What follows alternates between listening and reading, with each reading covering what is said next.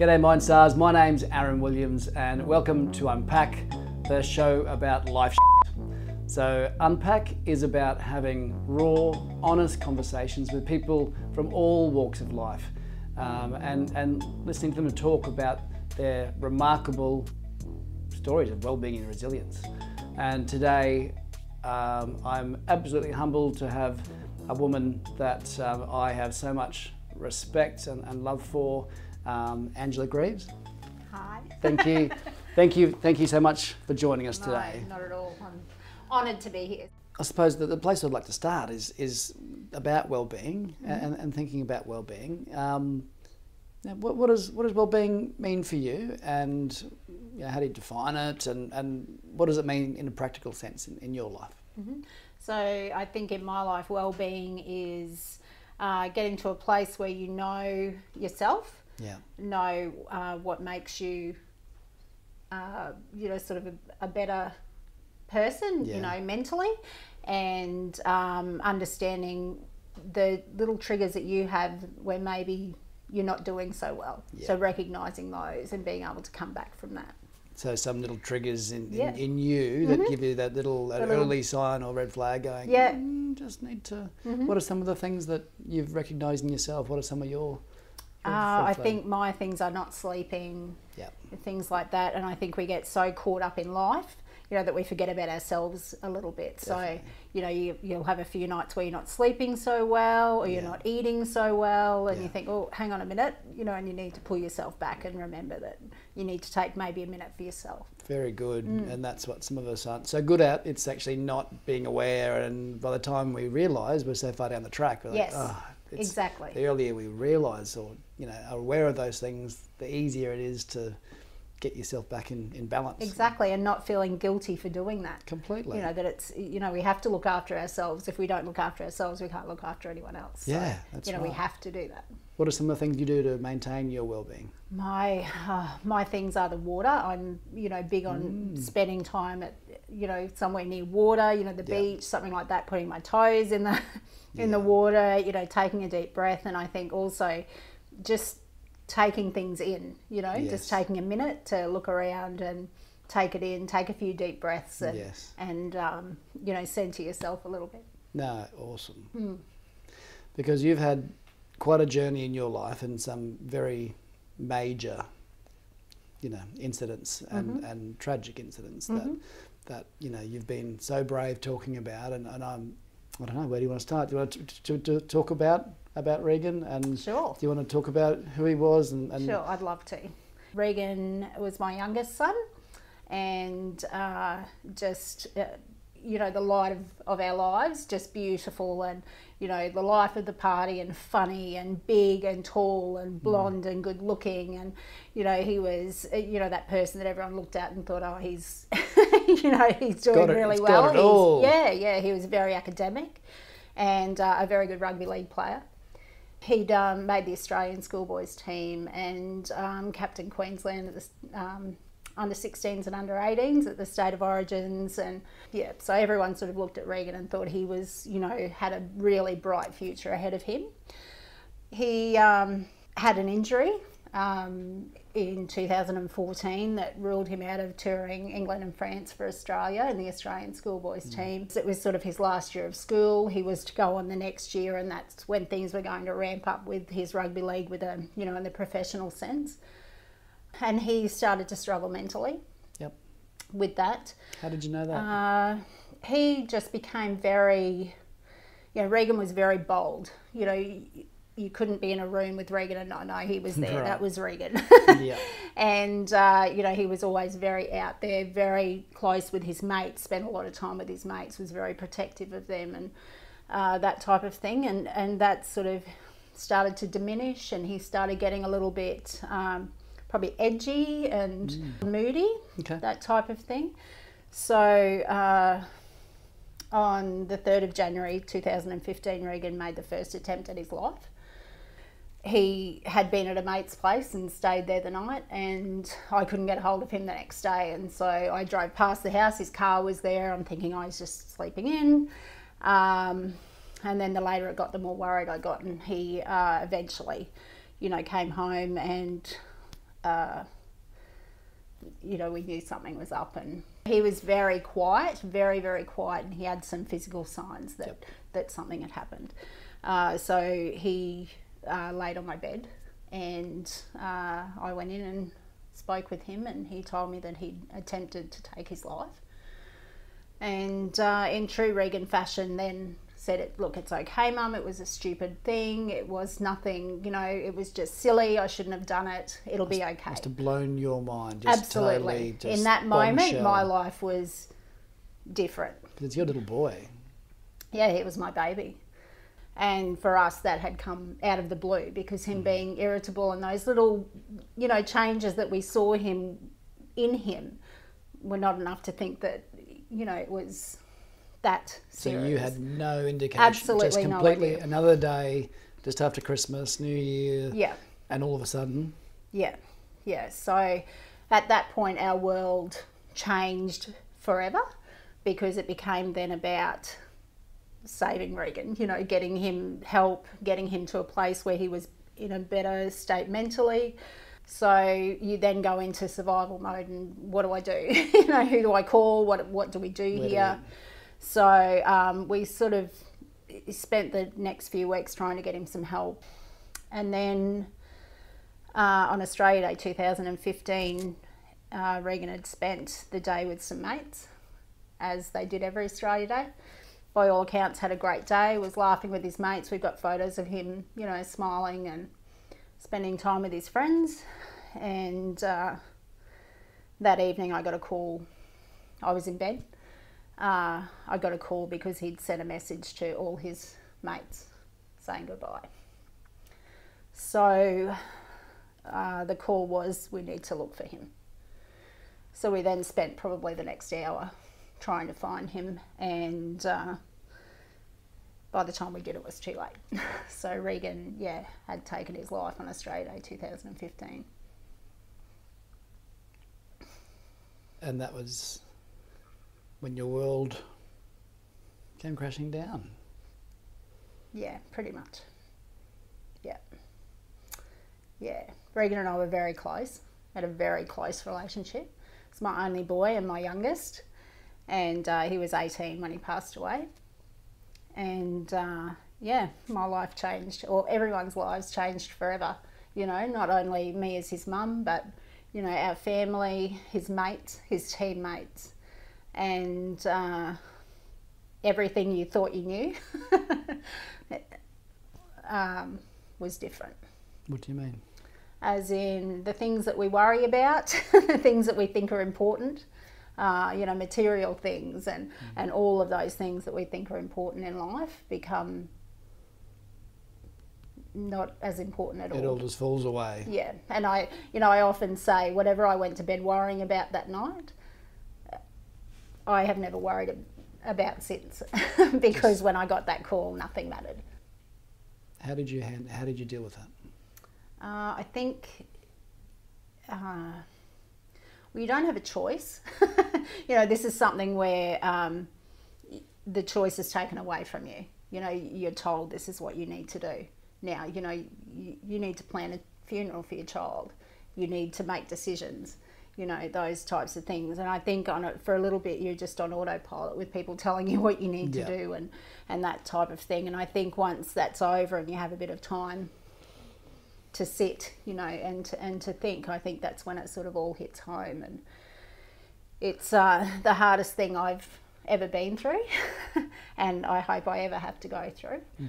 But I feel truly blessed in the fact that you know, I had Regan for almost 19 years. Yes. You know, that we had the relationship that we had, and you know, here we are almost 4 years down the track, and still, you know, he makes such an impact on people, and that makes me very proud. So I feel grateful and truly blessed that I had him. Yeah.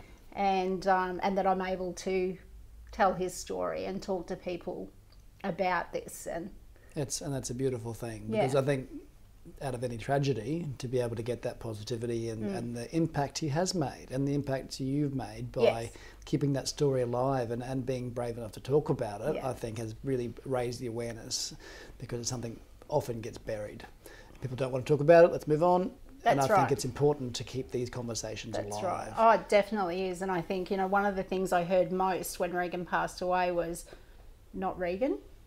Yeah. How did this happen to Regan? Yeah. We all thought he was, had it all. How does this happen to Regan, And so I think, it became my mission, when I lost him, that, we need to talk about this.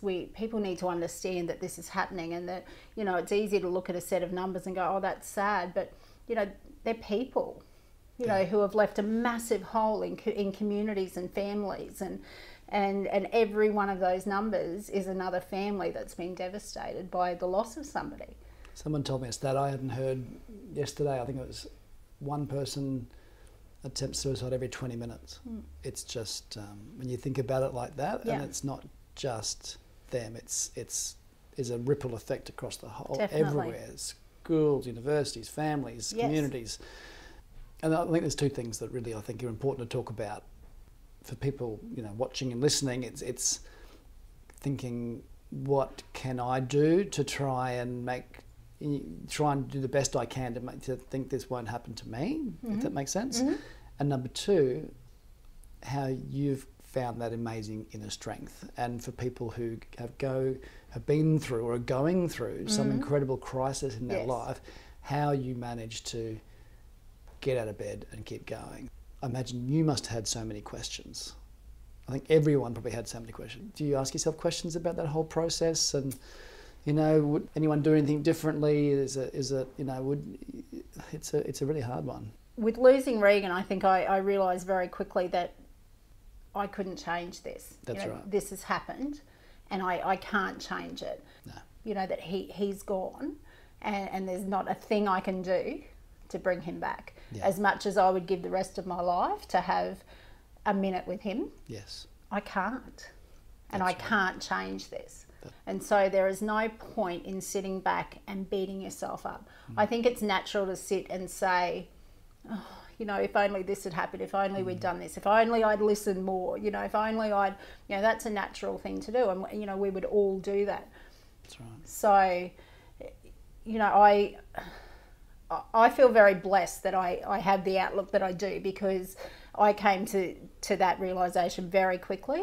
And so I think I was able to process things in a better way. Yes. So for me, it was more about living with gratitude. Yes. And when I first lost Regan, people would talk about gratitude, and I'd think, what are you talking about? I've just lost my boy. I can't be grateful. And then one day, for some reason, it clicked and I got it.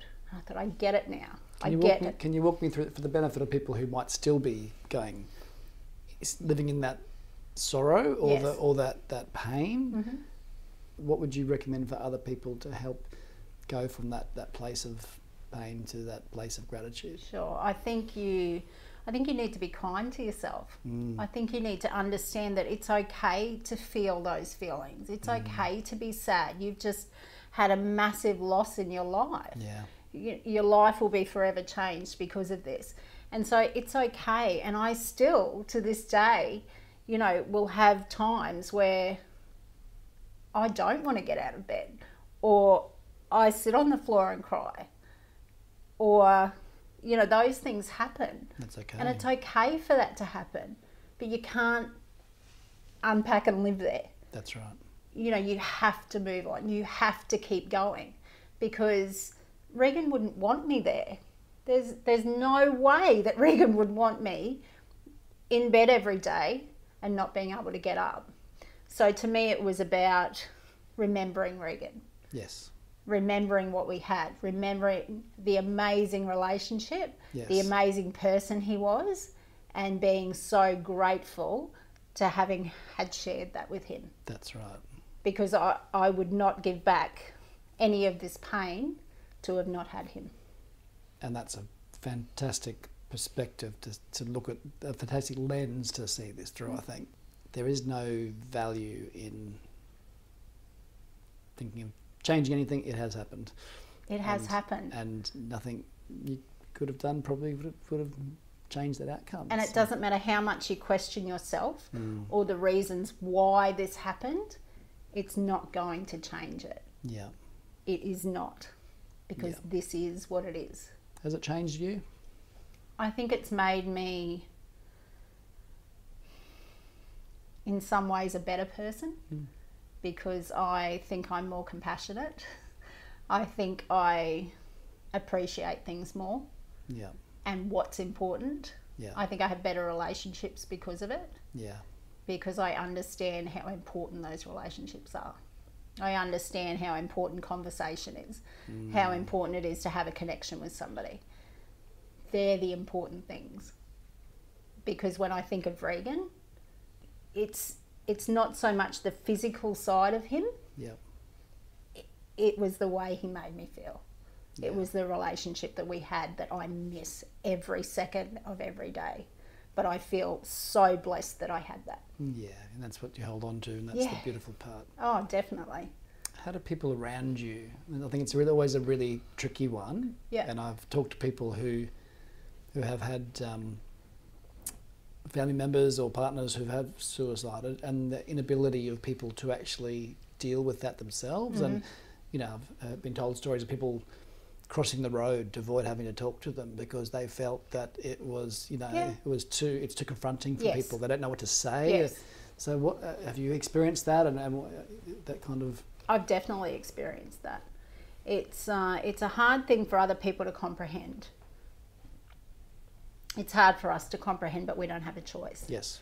So it's hard for other people who have been part of your life in some way to understand that that has happened and to find the right thing to say to you. So I've had people leave my life because of it. Is that right? Not close people, but people who would cross the road so that they didn't have to see you. But what people need to understand is there is nothing to say.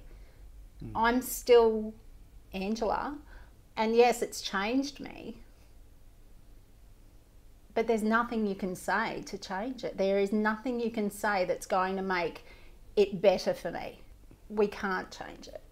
And probably nothing, in the same way, would you agree, there's nothing they could say that could make it worse? True. So really, it's just about being authentic or something. And just having that same connection. You don't have to say anything. Yeah. You don't have to say a word. Is that your advice to people then who, you know, who might be in this situation and having to, you know, what would be some advice you'd give to people who are looking to support others or having those conversations? I think it's just remembering that there's still that person. Whatever relationship you had before the tragedy happened, you still have that relationship. Yeah. And so it's more important for them to know that there are people around them than to think there's something wrong with them because they've had this tragedy happen in their life. Yeah. So I think it's more about remembering that you still have that relationship and you don't have to say anything to make it better because you can't. No, that's right. But it's about them knowing that you're there. So tell me the good stories about the support, you know, that you've received or... Definitely. I have amazing friends that just let me be. Let me say what I needed to say.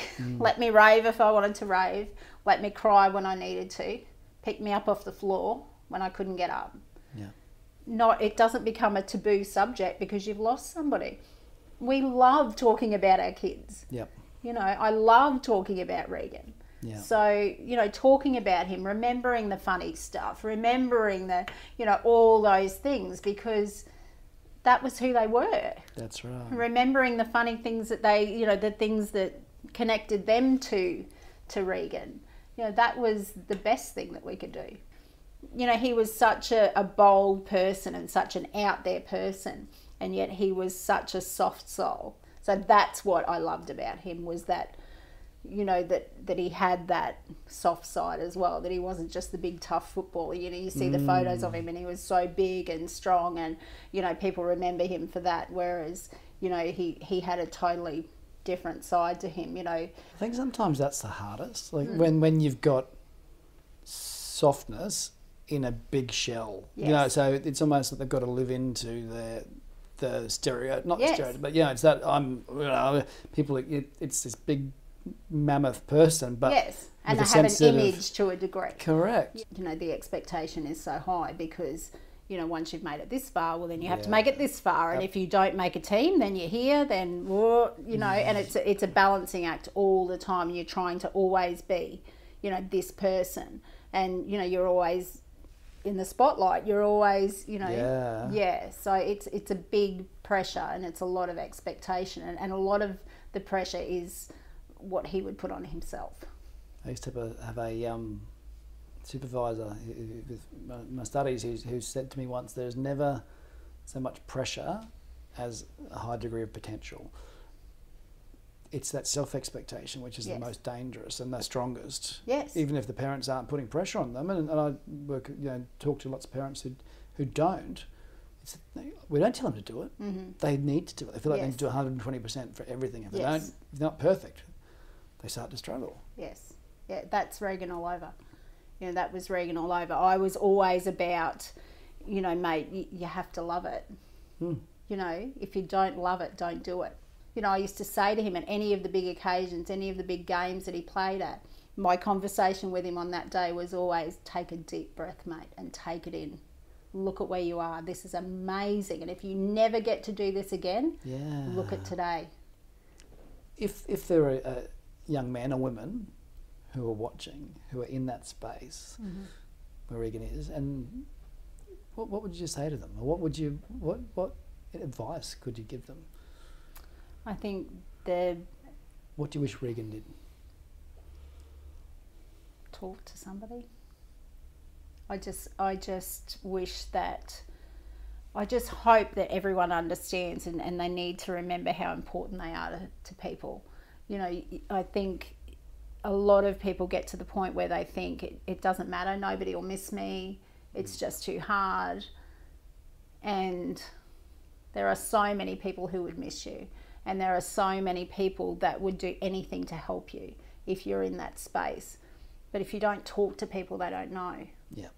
You know, and then, you know, with people who are, you know, supporting somebody like that, it's not about having all the answers. It's not about knowing the right thing to say. People get scared because they think, oh, I'm not going to know the right thing to say. Yeah. It's not about that. It's about them knowing you're there. It's about listening to what they have to say.